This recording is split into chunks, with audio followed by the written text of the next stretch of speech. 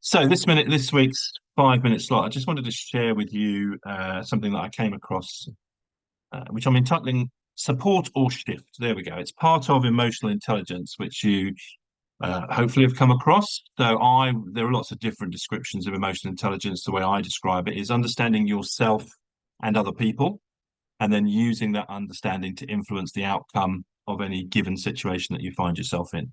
So that, in a nutshell, is the usefulness for me of emotional intelligence. It was first sort of codified, if you like, by Daniel Goleman back in, I think it's 1996. I think his book came out, and it's got five stages. Know your emotions, so that's understand yourself, understand when you're feeling a certain way, what your body's telling you, when you are motivated, when you're not motivated, which times of the day you feel strong.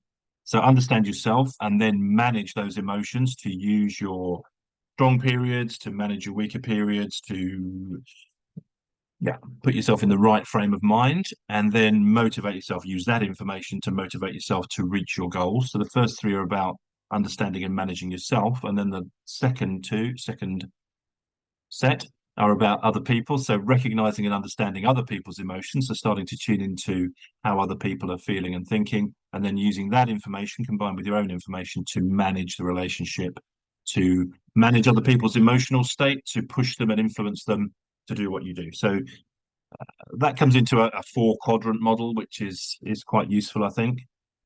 So top left is the starting point, self-awareness, understanding your own emotional state, recognizing how that impacts other people and paying attention to what state you're in.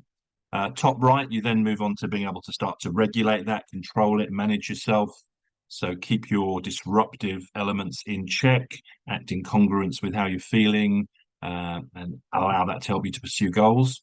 And then bottom left, understand other people. So social awareness, pick up on the mood in a room or the mood of an individual, the emotions of an individual, hear what the other person is really saying. And then bottom right, using all of those other three elements to manage relationships, to get along with people, to handle conflict, to express yourself, and to manage interactions successfully, which is what I would call influencing to get the outcome that you want. So this sits within that whole framework of emotional intelligence. But what I really wanted to just pick up today is this idea of support or shift, and relate it to one-to-one conversations. So we all have a number of one-to-one conversations, whether that's with other people that we network with, or whether it's with customers, clients, prospects. And the way it works is that if you support somebody, then you keep the focus on the other person, and if you shift, then you tend to move the focus. And here we'll talk about moving the focus to you. So we will look at, if somebody is sharing with you, they're sharing either some negative emotional state, some event that has happened that has taken them to an emotional place, or some challenge or problem that they're having. Then we have two options, and we may not think of it in these terms. We have two options to support or shift. We can either support them and keep the focus on them, or we can shift the focus to us. And that's what often happens, and quite often inadvertently. So if I give you an example, which you've probably come across, and you've probably seen people react to this, will be something like this. My dog just died. Coda was my best friend. He was family. I don't know what I'm going to do without him. We've all seen Facebook posts. Losing a pet is devastating.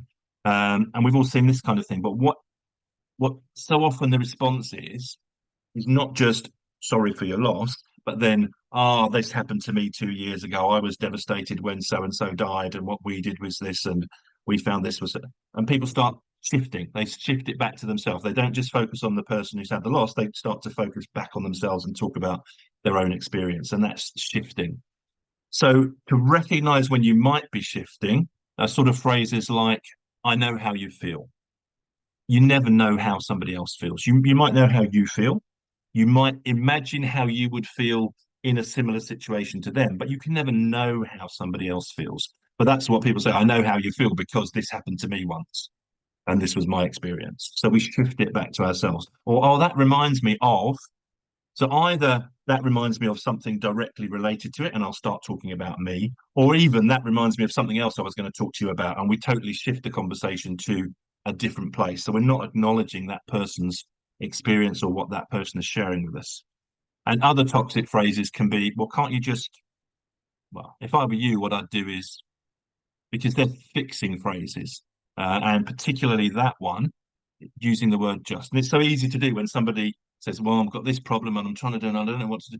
Can't you just, because that just minimizes what they're saying. It's all like saying it's not really a problem. You're being stupid. Do this. So each piece of language, each item of language that we exchange can have an effect. So thinking about, are you supporting or are you shifting? And why do we shift so often when we probably, if we thought about it, would want to be supportive as opposed to shift? And it's because we're more comfortable talking about ourselves. It's easier. We know more about ourselves. We're on firmer ground if we shift it to talking about our experience or what happened to us or what that reminds us of. We want to feel connected. So if somebody's pet dies, then we'll talk about when our pet died because we feel we're creating a connection there. And we have a natural desire to fix other people, to help other people. So we offer solutions as opposed to just listening and accepting their situation, their emotions, their challenges. So maybe we change, I know how you feel, or that reminds me, into just reflecting back on them. That must be difficult. Bye, Karen. Um, or we can can't you just invite you to, so what have you tried? What's happened? So we're keeping the focus on them and we're supporting rather than shifting the focus back to ourselves because it's so easy to do. So and that particularly question mark asking a question tends to push the focus back on them as long as the question is not a closed question like have you tried this? Have you done that? But what sort of things have you tried? What happened? How does that make you feel? Are much more supportive questions. So, and it's not always wrong to shift. I'm not saying it's wrong to shift, but often we shift when, if we thought about it, we would want to just be supporting. So, recognize when you're doing it. Do you catch yourself saying any of those phrases and think, do I really mean to shift the attention to me, or should I really still be focusing on the other person and supporting them? And make sure that whichever of these you're doing it intentionally. So, when you're having one-to-ones, just think about it. What am I doing? Am I supporting the other person, or am I keep shifting it back to me or back to my agenda and what I want to talk about? So we go. I thought that was just an interesting idea that I came across in well, in looking for something else actually this week. I will recording if I can find out where that